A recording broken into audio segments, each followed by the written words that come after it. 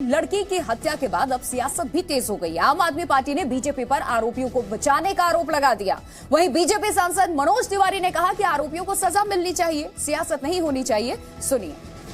लोगों का गुस्सा मेरी गाड़ी पर उतरे, लोगों का गुस्सा मुझ पर उतरे, इस बात से कोई फर्क नहीं पड़ता। फर्क इस बात से पड़ता है कि हमारी उस बुटिया को न्याय मिलना चाहिए, उन दरिंदों को फांसी की सजा मिलनी चाहिए। और लोग ये मेरे परिवार के, इन्हें लगा कि पुलिस की गाड़ी है, इनको लगा कि पुलिस की गाड़ी है, इनको ये नहीं पता था कि उस गाड़ी में मैं हूँ।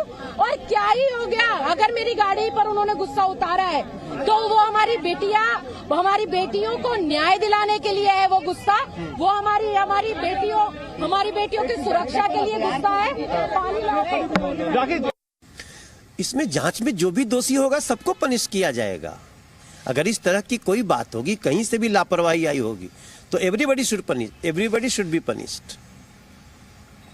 आम आदमी पार्टी का दर्द अलग है कि वर्तमान एलजी महोदय ने इनके पापों को उजागर करना शुरू कर दिया है, इसलिए उनकी आंखों में खटकते हैं। वो शर्म नहीं आती है इन लोगों को बात करते हुए? अरे जो तुम्हारी, हम जिस तरह से कह रहे हैं, कोई भी व्यक्ति हो, किसी पार्टी से संबंधित हो, इस घटना में जो जुड़ा है उसको हैंग करो, फांसी के फंदे तक ले जाओ, जल्दी से जल्दी केस चले। सौरभ भारद्वाज की अंतरात्मा कह सकती है कि अपराधियों को, हमारे पार्टी में भी अपराधी हो तो उनको सजा दो। तो इस पूरे मामले पर पॉलिटिकल रिएक्शंस भी आने शुरू हो चुके हैं। लेकिन आपको बता दें कि जब ऐसी घटनाएं होती है तो चश्मदीद का बयान भी बहुत महत्वपूर्ण हो जाता है। हर कोई सुनना चाहता है कि आखिरकार क्या उस वक्त हुआ था। जी न्यूज भी ऐसी एक चश्मदीद से बात करने के लिए पहुंचा और जानने की हमने कोशिश की कि उस वक्त हुआ क्या था। सुनिए। क्या देखा था आपने, जो पुलिस को क्या बताया? पुलिस को जो मैंने ये बताया, मैं कंजावला की तरफ से आ रहा था, अगरसैन हॉस्पिटल वाले रोड पे मुझे मुड़ना था। मैंने जैसे ही मुड़ने को हुआ, वहाँ से वो गाड़ी आई। अब मेरी गाड़ी उनकी गाड़ी थोड़ी सी टकराने से बची और मेरी बाइक होगी अनबैलेंस। तो जैसे मैंने अपनी बाइक संभाली, वो रोहिणी की तरफ को मुड़ चुके थे उस टाइम। रोहिणी की तरफ को जैसे ही वो मुड़े ना, 100 से 150 मीटर की दूरी पर एक पुलिस चौकी है, उधर रेड लाइट पे 100 से 150 मीटर की दूरी पर पुलिस चौकी है। उस चौकी को देखकर उन्होंने वापसी यू टर्न गाड़ी मोड़ी। जब गाड़ी उन्होंने मोड़ी तो गाड़ी की बहुत तेज आवाज़ आई थी। सिंगल रोड पे उन्होंने गाड़ी मोड़ी थी। तो उस टाइम जब मैंने पीछे मुड़कर देखा गाड़ी की, जब आवाज़ आई थी, मैंने मुड़ के जब ही देखा था, क्योंकि आवाज़ की वजह से। बाकी ये तो मेरे साथ होता ही रहता है, क्योंकि 100-150 किलोमीटर में गाड़ी चलाता हूँ, ये छोटे मोटे होते ही रहते हैं। तो जब मैंने मुड़ के देखा तो लड़के का सर लटक रहा था गाड़ी में से। उस टाइम मैं देख के थोड़ा डर गया, समझ में नहीं आया क्या हुआ ये। तो मैं रेस्टोरेंट पास में था, मैं रेस्टोरेंट चले गया, वहाँ खड़ा हो गया। मैं वहाँ खड़ा बहुत देर रहा। वहाँ से ऑर्डर लेकर मैंने डिलीवर करा। जब मेरे को लगा कि यार बताना चाहिए पुलिस वालों को, तो उस टाइम मैंने ना सेक्टर 24 की तरफ ही जा रहा था। वहीं वही चौकी पड़ रही थी।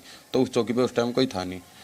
रास्ते में 2 पुलिस वाले मिले, उन्हें मैंने बताया कि सर ऐसे ऐसे मैंने देखा है, आप एक बार देख लो। ऐसे ऐसे गाड़ी पे जाते हुए मैंने देखा है, कंजावला की तरफ गाड़ी गई है, ऐसे देख लो। तो उन पुलिस वालों ने मेरे से ये बात बोली कि तेरे तो नहीं लगी, मगर नहीं जी, बाकी हम देख लेंगे, तू जा।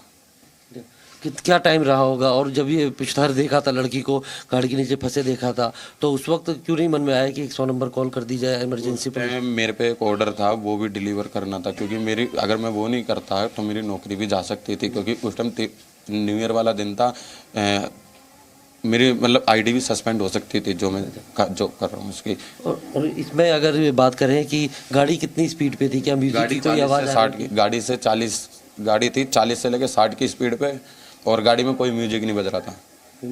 कोई भी नहीं म्यूजिक बज रहा था। आज पुलिस ने आपको बुलाया था सुल्तानपुरी थाने में, क्या बताया उनको? जो क्या मैंने देखा उनको वो बताया। घटना के बारे में जानकारी कैसे मिली आपको?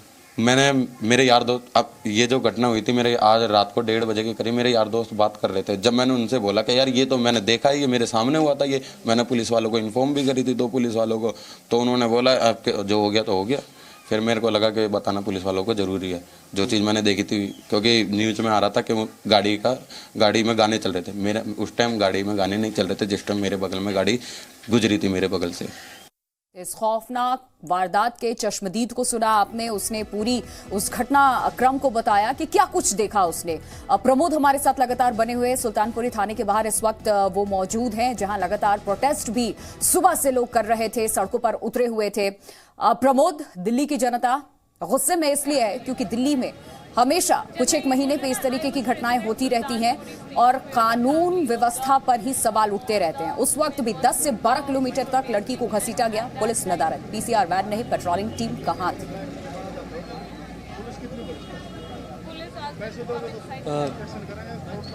बिल्कुल, जिस तरीके से ये एक्सीडेंट हुआ है, जो कि पुलिस का कहना है, इसका स्वरूप ही बिल्कुल अलग है। आमतौर पे एक दिन में करीब 1 घंटे में 18 से ज़्यादा मौतें जो है सड़क हादसों में होती है, लेकिन जिस तरीके का ये हादसा हुआ है उसके बाद जो जानकारियाँ निकल के सामने आई, उसके बाद ही ये लोग हैं जो अब सड़कों पे उतर के आए हैं, क्योंकि जिस तरीके की तस्वीर लोगों ने देखी, लोगों को इसकी जानकारी मिली, इसने 2012 16 दिसंबर निर्भया कांड की याद दिला दी। हालांकि पुलिस ने किसी भी तरीके के सेक्सुअल असॉल्ट और हत्या की बात से इनकार किया है, इसे सीधे तौर पे एक फैटल एक्सीडेंट मान रही है, लेकिन बावजूद इसके जिस तरीके के सेक्शन लगाए गए और शुरुआत में पुलिस ने ये दावा किया, जोर देके किया कि एक सिर्फ एक सड़क हादसा है, एक मामूली सड़क हादसा है, लेकिन उसके बाद जब लोगों को पता चला कि लड़की को 2 घंटे तक जो है वो करीब 12 से 13 किलोमीटर के रास्ते में जो है वो घसीटा गया, तो उसके बाद लोगों का गुस्सा फूटा है और पुलिस की थ्योरी पे अब लोग भरोसा नहीं कर रहे हैं। लोग चाहते हैं कि पूरी तरीके से जो धाराएं बनती है वो लगाई जाए। उनको समझाया गया है कि पोस्टमार्टम रिपोर्ट के बाद जिस तरीके की फाइंडिंग जो होंगी डॉक्टर्स की,